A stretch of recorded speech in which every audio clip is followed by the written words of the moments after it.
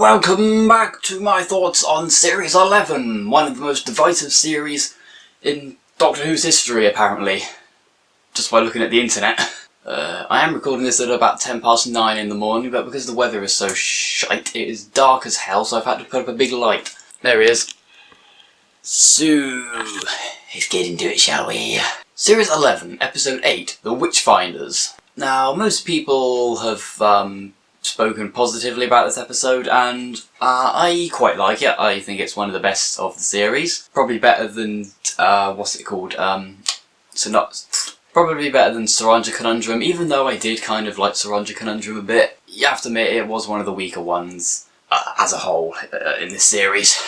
But yeah, The Witchfinders, I feel like it's a pretty good step up from episode 5, that's for sure. Yeah, episodes 6, 7 and 8, the last 3 have been pretty good. So the series started off pretty decently, took a bit of a dip in the middle of episodes 4 and 5, and then sort of picked up again around about episode 6. And I personally, I'd say it's been very consistent since then. I might actually like this one more than I liked Kablam, maybe. I'm not sure. I don't know, I just really liked it. So of course we open with the Doctor, I assumed that they were supposed to try to get to the coronation of Queen Liz I, or 2nd, or whichever one it was, can't remember. But they end up getting they end up in 17th century Lancashire instead. Whoopsie daisy.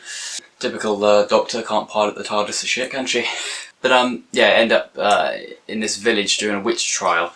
Now the opening, what, 5, 10, possibly 15 minutes or so, where it's set in this like dingy village in the woods and whatnot, that gave me a real vibe of Resident Evil 4's opening scenes where you're going around the village in the beginning. That reminded me quite a bit of that in terms of like the atmosphere and just the way it looked and everything as well. I feel like it was slightly, not desaturated, but the footage was sort of darkened a bit. Well, maybe not darkened, but I don't know, it just looked kind of bleak.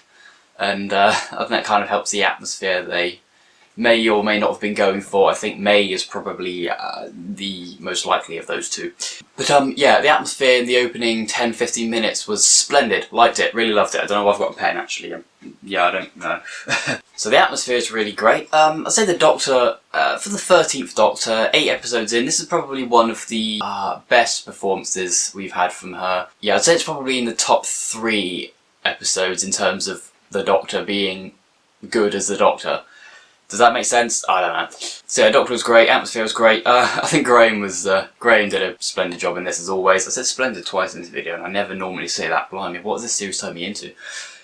Thesaurus? Graham was great. Ryan and Yaz are, okay, while Ryan was focused on quite a bit in the first 3 or so episodes, and Yaz has been given a fair bit in episodes 4 and 6 to play around with, I feel like they're starting to be sort of discarded off to the side for the most part in recent couple episodes. They've not really been given a whole lot to do or to work with. Hopefully that picks up a bit again with them in the last couple episodes of this series, but we'll just wait and see how it turns out. I think most people's standout highlight for this episode would be Alan Cummings' James I, which, oh god, he was the best. He was the best. Can we have a spin-off of James I, please? Please, Chibnall, get it sorted. Thank you in advance. But yeah, Alan Cummings as James I.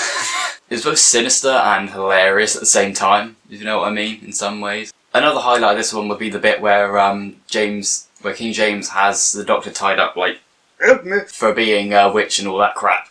And then he's like, got the sonic screwdriver and he's like, tell me how this works. And he's like, I want to know all the meanings of existence and all that crazy crap. You know, that scene there where they're just talking, little bits and bobs. Nice little sort of mini speeches and crap like that. That was a good scene. Like that, I'd rate it very highly. I'd give it at least an 8.5 out of 10 in terms of my favourite scenes from Doctor Who. Atmosphere and setting are great. Main cast and regulars, great. Side cast, James I is probably the standout. The Becca, what's her name? Becca Savage, that's the one. Yeah, Becca Savage, I'd say really good as well. Plays the sinister, bitchy, villainous, really well. Well, up until she gets possessed by the alien of this episode, but we'll get onto that in about 3 minutes or whatever. Must mention the music as well. I think since episode 7 I've really been noticing Stegan Akinola's music in these episodes. In Kablam it was great, probably my favourite of this series so far actually. And this one, it was very different obviously because it's a historical setting, completely different from what Kablam was. But again, it just works really well. This like creepy, like medieval-y kind of music or whatever the hell it was. I assume that's what it was anyway. It just worked really well. It's probably one of the main reasons why I found this one so atmospheric, both in the beginning and throughout the majority of it actually, especially on the location scenes. I think the music definitely helps to stick it up there with any other episode that has great atmosphere and blah de blah de blah. All that technical stuff that critics like to bang on about. And a lot of the fans actually, come to think of it. Okay, I think I've blabbered on enough about that, so let's get into the plot next, shall we?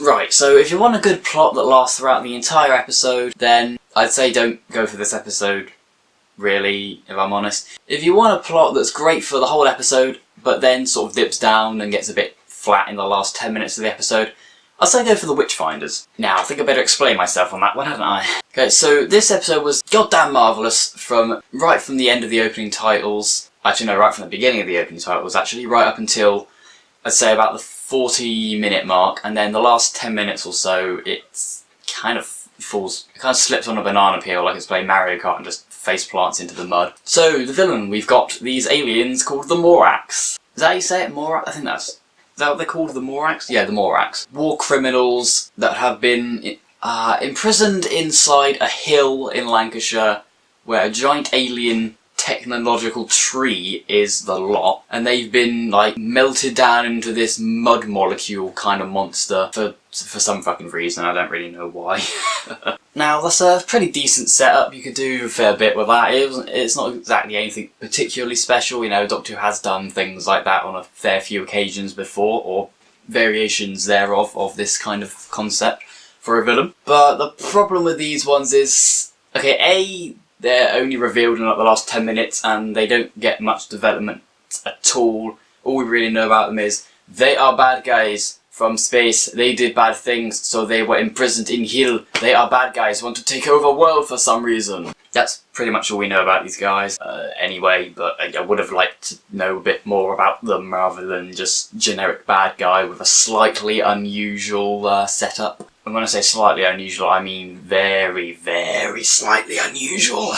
You know, for a second in this episode I thought we was going to get a good villain from Series 11, and by good I mean one that wasn't just flat and naff and generic and didn't really have any kind of anything to them. Very nearly got there. I think they very nearly managed to do that. You know, it comes to something when a random Stuart woman with rather sizable breasts and King James I happen to be the most intriguing villains of the series so far. So basically, we're given this great setup of these Morax villains throughout the whole episode, and then all of a sudden it's just no development. They just come out of nowhere. It's revealed. They get your backstory explained through some kind of clunky exposition. And then the last 10 minutes is just them being really over-the-top, generic, just your typical, I don't know, they kind of felt close to fucking superhero villains or some shit like that, where they've got no motivation other than being evil. You know, when you've got your main villain running around being like, "We shall destroy all of you and take over this planet!" You know, when they do that, I just cringe, honestly. It's just embarrassing when villains, after having such a great setup, just go into that kind of territory of being generic comic book villains that would face off against Spider-Man on a weekly basis on some Saturday morning kids cartoon on some American import TV station. Yeah, bottom line, the villains, they were great while they weren't on screen, but then once they appeared we start seeing just how underdeveloped and not really how any thought put into them was anyway. Yes, that makes sense, I promise you. Villains could have been a bit better, that's all I'm saying. I guess the resolution in this one's kind of fine, given how the rest of it had been going so far. Managed to lock them back in the little prison thing, or whatever the hell it was that they did. They're good enough. I think that's pretty much all I can really think to say right now, and this light is really starting to blind me because I've been sat here for like 20 minutes recording this, goddammit. So anyway, Series 11, Episode 8, The Witchfinders. I'd say really solid episode, probably one of my favourites of this series so far. Might even be better than Kablam, in my opinion. Only real problem is the villains fall flat on their face in the last 10 minutes when they actually reveal themselves to be the villains. And then from there on it's just a bit naff. Nice little ending where they leave the TARDIS and James I is just left there like, what the hell just happened? Yeah, overall I'd gladly rewatch this multiple times in one day if I could. Probably not multiple times in one day, but I'd gladly rewatch this. So, yeah, all in all, I think it's a good episode. Those are my thoughts on this episode. Did you like this episode? If you liked this video, then please leave a like on the video. Subscribe if you haven't already. I do more Doctor Who related videos and some non-Doctor Who related videos, which may or may not be of interest to you. Well, you won't know to check them out, will you, if you're new here? If you're not new here, then you might know what my videos are like, and if you've got your own opinions on that, then that's fine. I would be kind of happy if you did watch my videos, and I'm getting sidetracked. I'm probably just going to end up cutting halfway through this sentence in editing, because you don't want to listen to me rambling on about all this stuff anyway, so why the hell am I... Anyway, next Tuesday we'll be looking at episode 9, It Takes You Away. Creepy Norwegian cabin in the woods. I don't think they've ever done an episode set in Norway, have they? I don't know, I'll have to look it up later. Maybe in the expanded universe, I don't know. Anyway, see you in the next video.